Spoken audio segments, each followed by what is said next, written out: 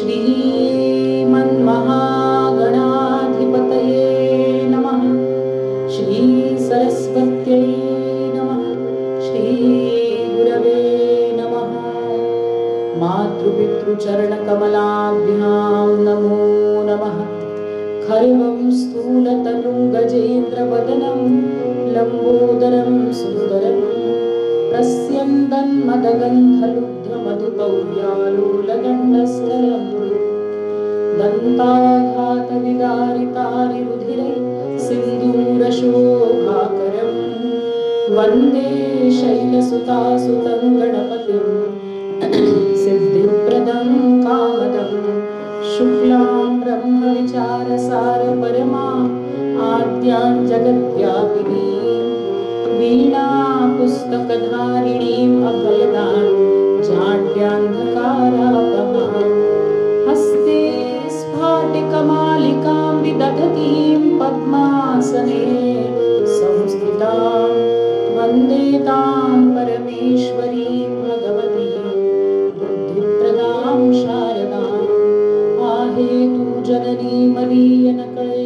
अज्ञाननीलेकरु घालिगे मज प्रेम पाखर सदा दूरी नको गे धरू प्रेमे वाहत मुक्त कंठ करुणी नाही तुझे बंधन प्रल्हादा गुरुराजयानि ततुमा माझे असो वंदन वामे भूमिसुता पुरस्तु हनुमान पश्चात् सुमित्रा सुतः शत्रुघ्नो भरतश्च पार्श्वदलयोर् वायव्यादिकोणेषु च सुग्रीवश्च विभीषणश्च युवराट् तारासुतो जाम्बवान् मध्ये नीलसरोजकोमलरुचिं रामं भजे श्यामलं कान्तिस्थितां वृषतिनिन्दितशारदेन्दुर् यत्रैकतोर्विलसितामसिताङ्गशोभम् वृन्दावनेऽपि कृतयामुनकाङ्गसङ्गं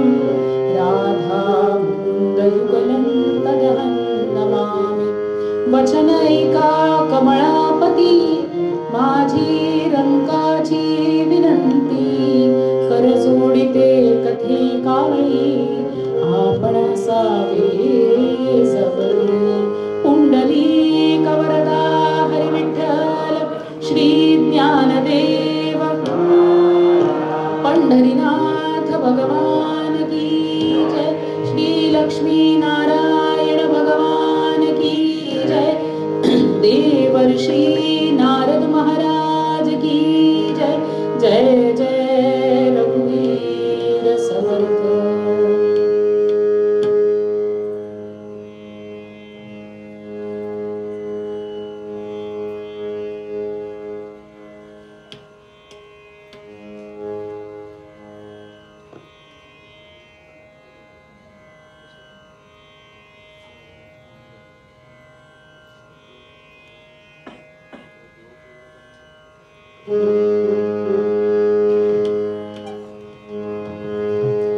हरि जय जय राम कृष्ण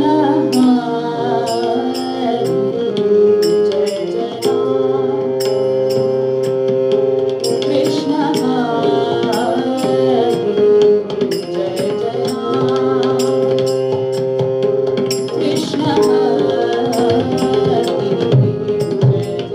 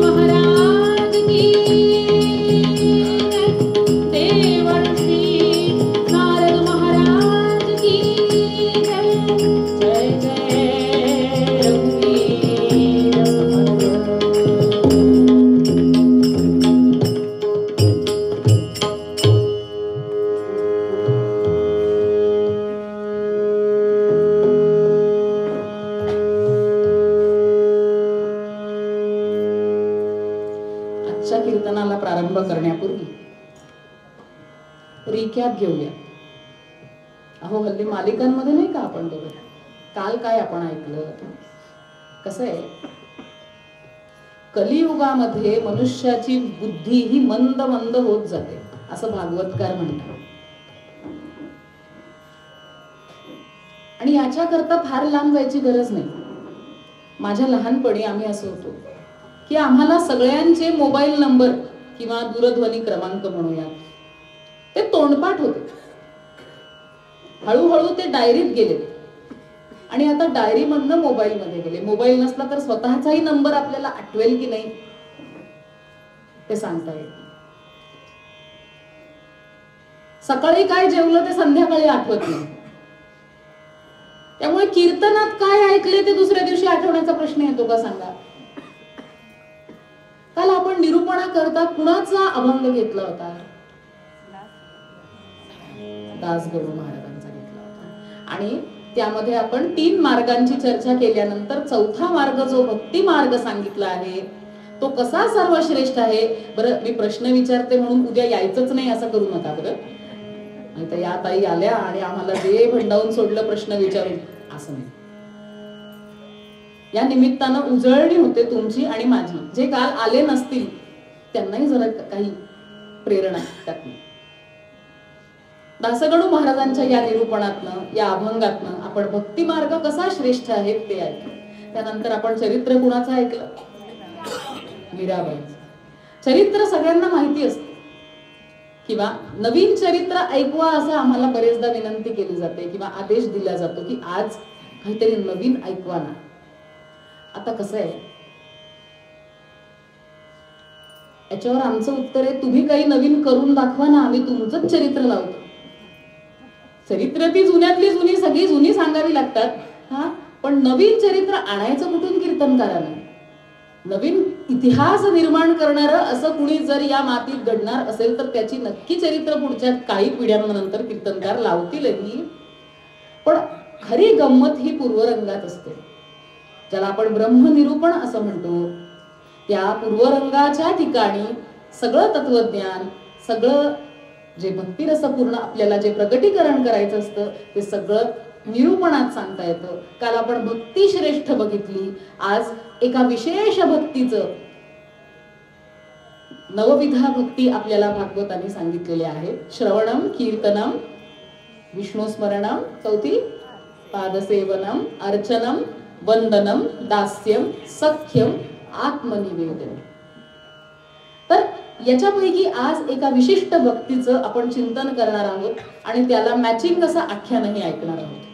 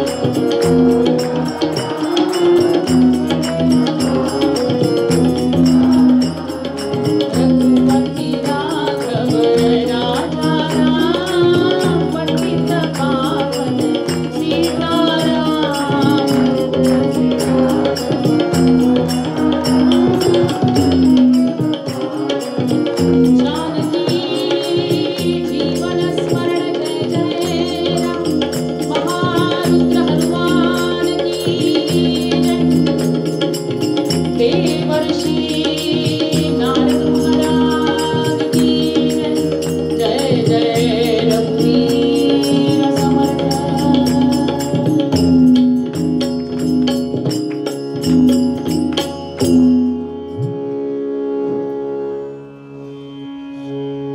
आजच्या निरूपणा करता घेतलेला अभंग संत श्रेष्ठ जनाबाईंचा।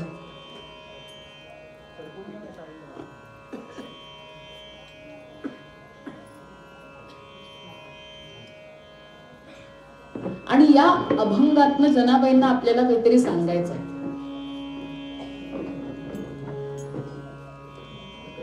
काल आपण ज्ञान कर्म योग या मार्गांपेक्षा भक्ती मार्ग कसा सर्वश्रेष्ठ आहे आणि अन्यही काही मार्ग असतील त्या सर्व मार्गांपेक्षा भक्ती मार्ग श्रेष्ठ आहे। त्या भक्ती मार्गांपैकी आज आपल्याला कळतंय जनाबाईंच्या या निरूपणाच्या अभंगातनं, ज्याचा सखा हरी त्यावरी विश्वकृपा करी,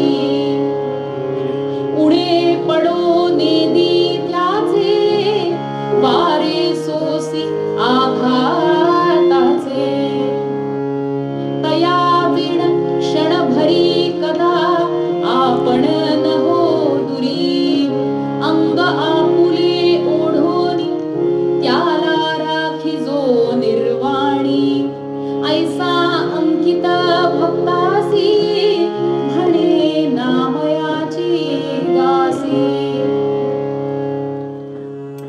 संतांना, महात्म्यांना, सत्पुरुषांना या जगामध्ये सगळ्यांमध्ये मैत्र नांदावं, सख्यत्व राहावं, सगळं जग एकमेकांशी एकोप्यानं राहावं असं वाटतं।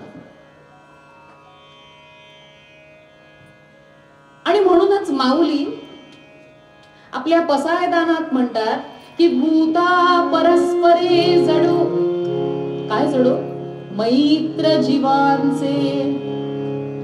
सगळे जीव एकमेकांशी मित्रतापूर्ण सौहार्दपूर्ण वातावरणानं नांदोत। का बरं नांदोत? आणि हे कधी शक्य आहे का? तुमचा माझा अनुभव असा आहे की एकाशी किंवा एकीशी मैत्री केली की दुसऱ्याशी विरोध आपोआप होतो। विशेषतः आमच्या महिला वर्गामध्ये हा प्रकार चालतो। तुला माहितीये ना माझं तिच्याशी पटत नाही, मग कशाला बोललीस तू तिच्याशी? अगदी शाळेतल्या मैत्रिणींपासून हा अनुभव सगळ्यांचा आहे की एकाशी मैत्री केली की दुसऱ्याशी विरोध हा व्हायचाच, मग कसं नांदेल? भूता परस्परे जडो मैत्र जीवाचे, जीवांचे मैत्र जडवण्याचा मार्ग याच्यात जनाबाई आपल्याला सांगतात आहे की ज्याचा सखा हरी त्यावरी विश्वकृपा करी। सामान्यतः आपण मित्र, बंधू, सखा, सुहृद हे सगळे शब्द एकाच अर्थाने वापरतो। तो माझा मित्र आहे, मित्र म्हणजे सखा आहे, सखा म्हणजे बंधू आहे, बंधू म्हणजे सुहृद आहे, नाही। या सगळ्यांना अर्थ जरी काही प्रमाणात सारखा असला तरी प्रत्येकाला आपली एक वेगळी छटा आहे। छटा म्हणजे शेड। साधा हिरवा रंग जरी म्हटला तरी त्याच्यात किती शेड्स असतात? पुरुषांना फक्त 7च रंग माहिती असतात, हा, पण त्याच्यातला पोपटी हिरवा कुठला, विलायचीचा हिरवा कुठला, हा, कंच हिरवा कुठला, झाडाच्या या पानाचा रंग कुठला, त्या पानाचा रंग कुठला, तो सगळ्या माता भगिनींना माहिती आहे। त्यामुळे या मित्र या शब्दाच्या, सखा या शब्दाच्या वेगवेगळ्या छटा कुठल्या आहेत?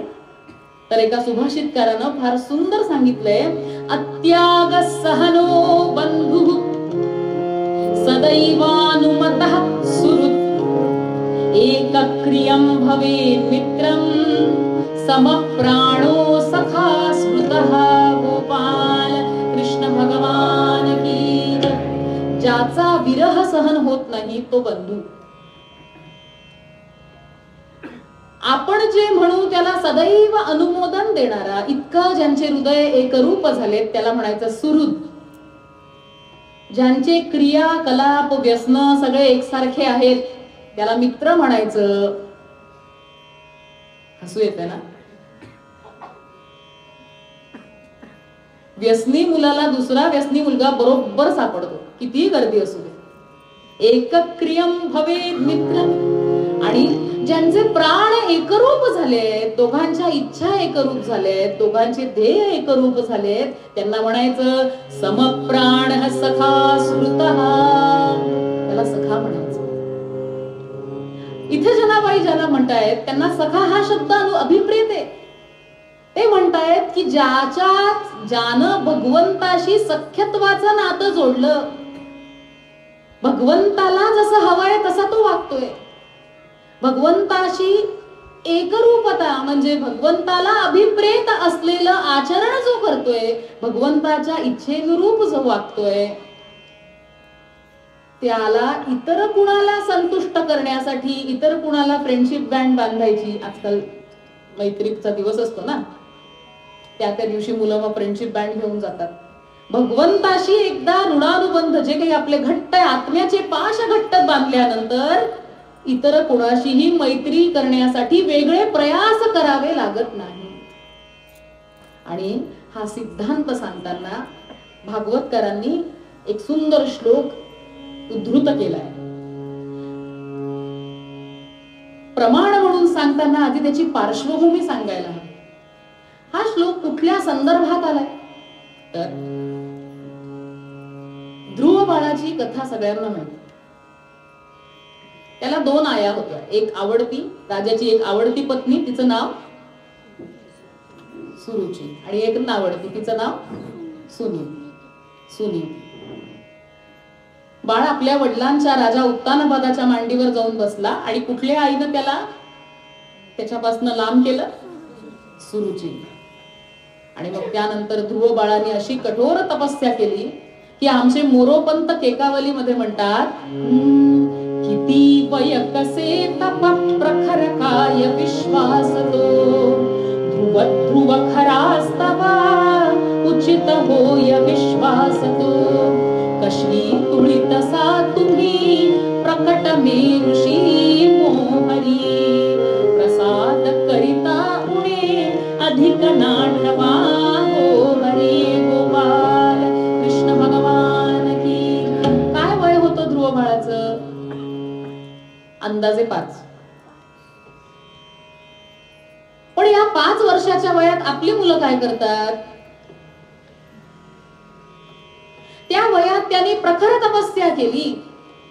आणि मोरोपंतांची समूळ केकावली जर आहे आपल्याला अभ्यासाची आहे तर प्रार्थना कशी असावी, यांचं नाव मोरोपंत.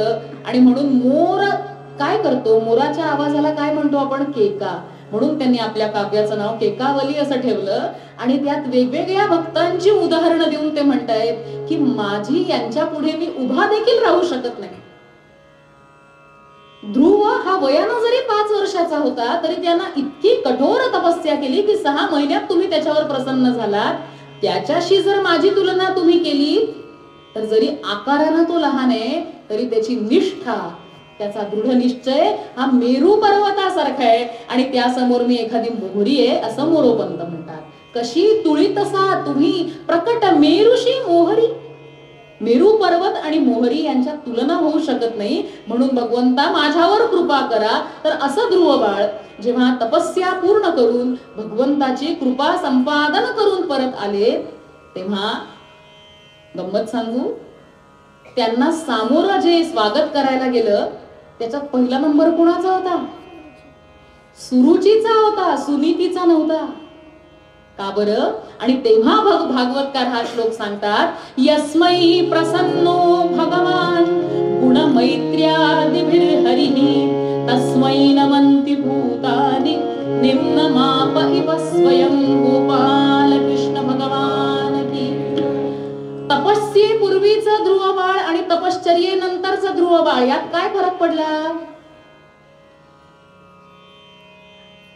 तपश्चर्येच्या आधी त्याला भगवंताशी त्यांनी कृपा संपादन केलेली नव्हती.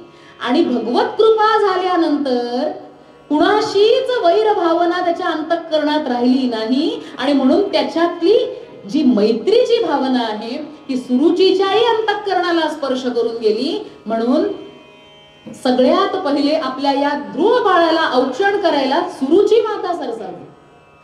आणि म्हणून भगवान इथं सांगतात, शुकदेव मुनी सांगतात की यस्मै प्रसन्नो भगवान, ज्याच्यावर भगवान प्रसन्न झाले. कशाने? गुण मैत्र्यादिभिर्हरिः, मैत्री इत्यादी गुणांनी. सख्यत्वाच्या पाशाने ज्याने भगवंताला बांधलंय, तस्मै नमन्ति भूतानि, त्याला समस्त प्राणी मात्र, समस्त भूत मात्र आपोआप येऊन त्याला वंदन करतात, त्याच्याशी सख्यत्व संपादन करतात. आणि याकरता उदाहरण खूप सुंदर दिलंय. निम्न माप इव स्वयं, ज्याप्रमाणे कितीही उंचावरनं पडलेलं पाणी, अगदी नायगरा फॉल्स असो किंवा आपल्या गावातलं छोटासा झरा असो, तो ज्याप्रमाणे जमिनीवरच येतो, त्याप्रमाणे कुठलाही भूत मात्र या भक्ताला शरणागत होतो. त्याच्या अंतःकरणातला या भक्ताविषयीचा असलेला वैरभाव आपोआप नाहीसा होतो. तेच आपल्याला जनाबाई सांगतायत की ज्याचा सखा हरी त्यावरी विश्वकृपा करी. पुढे म्हणतायत, पुढे पडो नेदी त्याचे वारे सोसी आघाताचे. त्या भक्ताला, जो भगवंताचं सख्यत्व ज्यानं पत्करलं आहे, त्याला कधीही जीवनामध्ये कुठल्याही गोष्टीची कमतरता राहत नाही. आता त्याला खूप इस्टेट प्राप्त होते का अचानक? त्याला खूप पैसा अडका मिळतो का? काय प्राप्त होतं? ज्यानं भगवंताशी सख्यत्व प्राप्त केलेलं आहे, त्याला स्वतःसाठी काहीही मिळवायची इच्छाच शिल्लक राहत नाही. आणि आपण जर नीट विचार केला तर कुठल्याही गोष्टींचं मूळ हे इच्छा आहे. या भौतिक जगतात येण्याचंच मूळ आमचं इच्छा आहे. आणि अशी इच्छा, आमच्या सगळ्या इच्छा या स्वतः करता नाही, भगवंताच्या संतुष्टते करता त्या इच्छा झाल्यानंतर आमचं जीवनच पुण्यमय होऊन जातं. पुढे जनाबाई म्हणतायत, अंग आपुले ओढोनी त्याला राखी जो निर्वाणी. प्रसंगी त्याच्या सुरक्षितते करता, त्याच्या रक्षणाकरता स्वतःची प्रतिज्ञा मोडणं हे देखील भगवान करतात. आपल्याला कुणाला आठवतंय की भगवंतांनी स्वतःची प्रतिज्ञा मोडली भक्ताची प्रतिज्ञा पूर्ण करण्यासाठी? आठवतंय कुणाला? महाभारतातली कथा आहे.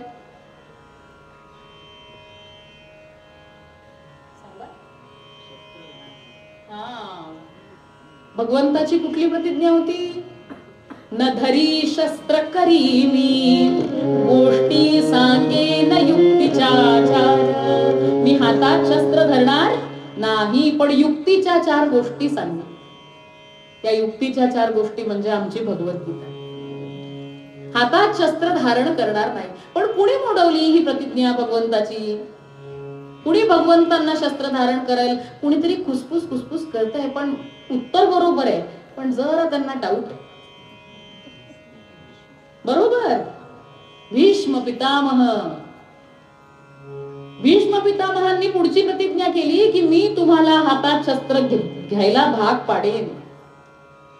आणि भीष्माचार्यांची प्रतिज्ञा, भीष्माचार्यांचं चित्रण अनेक कादंबरीकारांनी, सिरियलवाल्या लोकांनी फार निगेटिव्ह कॅरेक्टर केलं. पण भीष्माचार्यांचं खरं चारित्र्य बघायचं असेल तर तुम्हाला भागवतात जावं लागेल. भागवतामध्ये भीष्माचार्यांना 12 महाजनांच्या ठिकाणचा त्यांना सन्मान दिलेला आहे. आणि एवढंच नव्हे, ज्या क्षणी युधिष्ठिर महाराज युद्ध जिंकतात आणि स्वाभाविक त्यांच्या स्वभावाप्रमाणे, सात्विक स्वभावाप्रमाणे जेव्हा त्यांना अत्यंतिक क्लेश अनुभवतात की या सगळ्या युद्धाचा हा जो परिणाम आहे हा माझ्यामुळे झालाय, मला राज्यावर बसवण्याकरता एवढा रक्तपात करायला लागला, तेव्हा भगवंत स्वतः धर्म कशाला म्हणायचं याचा प्रत्यक्ष उपदेश भीष्माचार्यांच्या संदर्भातून, भीष्माचार्यांकडून प्रत्यक्ष धर्मराजाला करून देतात. आणि मग धर्मराज युधिष्ठिर जेव्हा प्रश्न विचारतात, किमेकं दैवतं लोके किंवाप्येकं परायणं स्तुवन्तः कं कमर्चन्तः प्राप्नुयुर्मानवा शुभं को धर्मः सर्वधर्माणां भवतः प्रभवो मतः किं जपन मुच्यते जंतुर्जन्म संसार बंधनात. प्रश्न कोण विचारतंय? धर्मराज युधिष्ठिर. कोणाला विचारतंय? भीष्माचार्यांना विचारतंय. बाजूला कोण उभे? भगवान श्रीकृष्ण उभे, स्वतः धर्माचा राजा म्हणून धर्मराज असलेले युधिष्ठिर प्रश्न विचारतायत की धर्म कशाला म्हणायचं? जगात एक कोणचा देव आहे की ज्याला शरण गेल्यानंतर सगळ्या पापांपासून मुक्तता मिळवता येते? आणि हे प्रश्न विचारल्यानंतर जे प्राप्त झालं ते आज आपण 6 वाजता जे विष्णू सहस्त्रनाम म्हटलं ते हे प्राप्त झालं. भीष्माचार्यांनी उत्तर दिलं की हे युधिष्ठिर राजा, ज्याला तू आपला भाऊ समजतोय, ज्याला अर्जुन आपला सारथी समजतोय, ज्याला तुम्ही आपला बांधव समजतोय, हे सावळं परब्रह्मच भगवान आहे, इतरत्र कुठेही जायची गरज नाही. आणि म्हणून जेव्हा मी अंत समयी आता माझा जवळ आलाय तेव्हा माझ्या डोळ्यापुढे तेच रथांग पाणी ध्यान माझ्या नेत्रापुढे कायम असावं. कुठलं रथांग पाणी ध्यान? भीष्माचार्यांवर भगवान श्रीकृष्ण शस्त्र चालवणार नाही असं म्हटलं होतं, पण काय झालं? एके दिवशी युद्धाच्या प्रसंगामध्ये अर्जुन पाहिजे त्या बळानं भीष्माचार्यांसमोर लढत नाही हे भगवंतांना लक्षात आलं. खरंच किती कठीण आहे. ज्यांच्या अंगा खांद्यावर खेळलो त्यांच्यावर बाण चालवायचे, प्रखर शस्त्र चालवायचे, काय करायचं? म्हणून अर्जुनाची ही द्विधा परिस्थिती बघून भगवंत खाली उतरले आणि त्यांनी घेतलं रथाचं, एका तुटक्या रथाचं चाक आपल्या हातात घेतलं आणि त्या क्षणी भीष्माचार्यांनी आपल्या हातातले शस्त्र खाली ठेवले. तुम्ही तो फोटो बघितला असेल. जेव्हा महाभारत सिरियल लागायची त्या काळी थोड्या तरी कथा आम्हाला माहिती होत्या, त्यामुळे आता पुढच्या पिढीला अशीच कुठली तरी एखादी सिरियल दाखवली तर त्यांना कळेल. ते रथांग पाणी भगवंत हातात चाक घेऊन धावत चालले आहेत भीष्माचार्यांवर. मोर मुकुट कुठेतरी गळून पडलेला आहे, अंगावरचं उपवस्त्र भलतीच कडे पडलेलं आहे.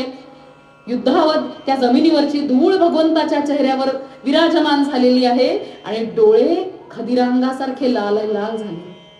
कुणाला वाटेल भगवंतांना चीड आली आहे? नाही. एक तीर में 2 शिकार.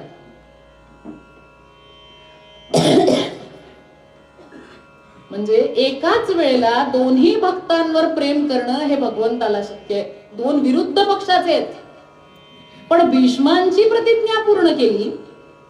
भगवंतांनी शस्त्र धारण केलं आणि दाखवताय की माझ्या अर्जुनावर समजा कुणी चालून आलं तर माझी प्रतिज्ञा मोडायला मी काही मागं पुढं पाहणार नाही. आणि त्यावेळेला आपण भीष्म प्रतिज्ञा ऐकली असेल.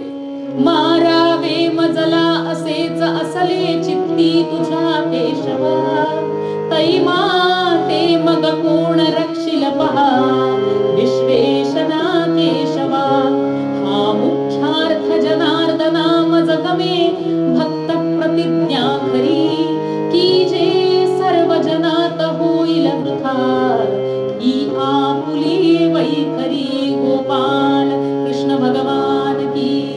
तिथे भीष्माचार्य म्हणतायत कृष्णा, मला मारण्यासाठी तुला हाती शस्त्र धारण करण्याची गरजच काय? अरे तू आत्माराम आहेस, तू इच्छा केलीस, नुसती इच्छा प्रकट केलीस तरी हा भीष्म इथल्या इथे संपून जाईल. पण तुझ्या या शस्त्र धारण करण्यामागे हा इतिहास आहे की भक्ताची प्रतिज्ञा, भक्ताची वाणी कधी खोटी ठरू नये म्हणून तू स्वतःची प्रतिज्ञा मोडली. तुझ्या इतकं कृपाळू या जगात कोण आहे? म्हणून अंग आपुले ओढोनी त्याला राखी जो निर्वाण प्रसंगी स्वतः पुढे येऊन आपल्या भक्ताचं रक्षण करतायत. आणि आमचे समर्थ सांगतायत सदा चक्रवाकासी मार्तंड जैसा, उडी घालितो संकटी स्वामी तैसा. हरी भक्तीचा